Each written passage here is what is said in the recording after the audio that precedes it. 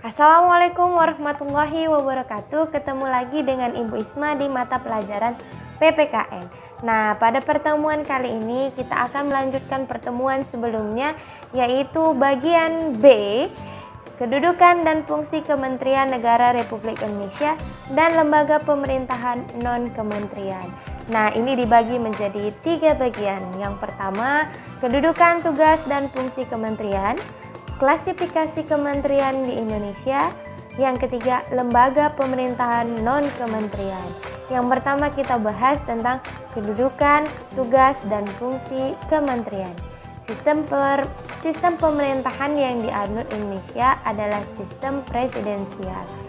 Kewenangan presiden dibagi menjadi 2, sebagai kepala negara dan sebagai kepala pemerintahan. Kemudian kita bahas kewenangan presiden sebagai kepala negara ialah dalam menjalankan tugas dan kewenangannya, presiden dibantu oleh menteri-menteri.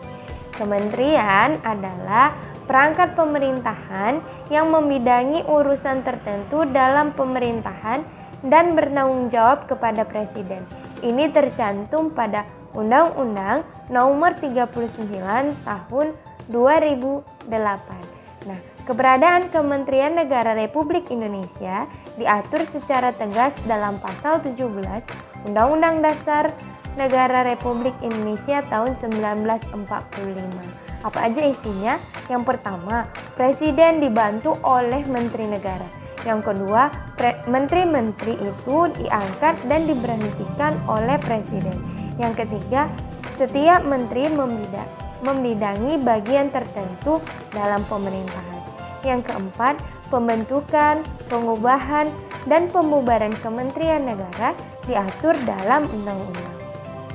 Berdasarkan pasal 4 ayat 1 dan pasal 31 ayat 1 Perpres nomor 7 tahun 2015, tugas kementerian adalah menyelenggarakan urusan dalam pemerintahan dan membantu presiden dalam menyelenggarakan pemerintahan negara. Yang kedua, klasifikasi kementerian di Indonesia ini tercantum dalam Undang-Undang Nomor 39 Tahun 2008 yang isinya kementerian maksimal berjumlah 34 kementerian. Nah, klasifikasi kementerian negara berdasarkan urusan pemerintahan yang ditanganinya tercantum pada Perpres nomor 7 tahun 2015 dibagi menjadi 3. Nah, kalian bisa baca ya, nanti di sini videonya bisa kalian berhentikan sejenak untuk memahami mana-mana saja bagian-bagian yang terkandung di dalamnya. Kemudian kita bahas klasifikasi kementerian koordinator.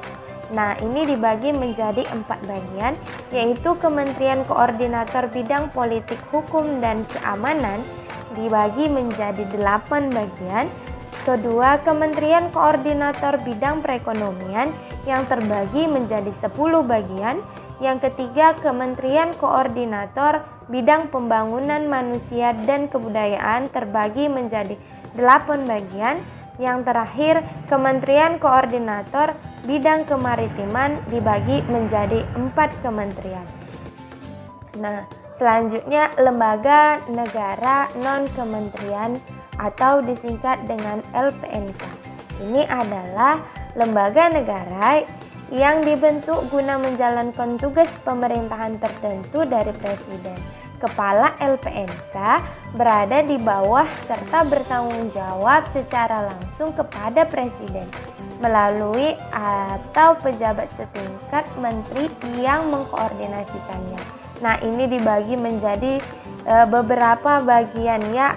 Salah satunya ada Arsip Nasional Republik Indonesia, Badan Intelijensi Negara, Badan Kepegawaian Negara, BMKG, BNN, dan lain-lain. Kalian bisa lihat ya dari video ini, kalian bisa berhenti sebentar untuk memperhatikan bagian-bagiannya.